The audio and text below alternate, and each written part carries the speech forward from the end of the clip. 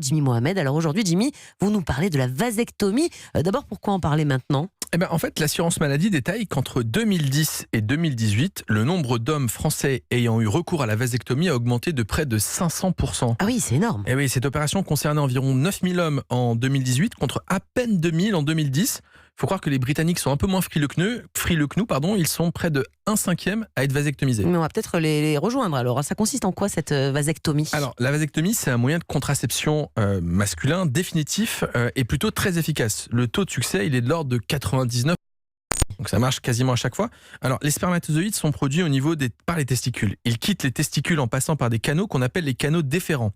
La vasectomie consiste à la section de ces canaux déférents qu'on va ensuite recoudre et qui vont permettre finalement aux spermatozoïdes de ne pas sortir et d'éviter un risque de grossesse. L'intervention dure entre 15 et 30 minutes sous anesthésie locale. C'est important parce qu'il faut préciser aux hommes que ça fait pas mal. Exactement, ça fait souvent peur, exactement, ça fait peur et justement des études sont intéressées à ça et on s'est rendu compte que les hommes n'avaient pas si mal, à peine l'aiguille la sentent et à ce moment-là, le seul moment un peu douloureux ou délicat, c'est le moment de l'anesthésie, mais bref, c'est très bien toléré. Une autre question que se posent les hommes, une fois qu'on a eu cette vasectomie, on peut plus éjaculer ? Alors, effectivement, c'est une crainte que souvent les hommes se posent.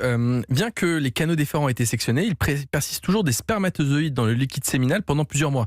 Donc ça veut dire qu'après l'intervention, il est important d'utiliser un moyen de contraception efficace durant 3 mois. Et puis après ces 3 mois, on fait un spermogramme pour être sûr qu'il n'y a plus de spermatozoïdes et qu'à ce moment-là, on peut arrêter les moyens de contraception.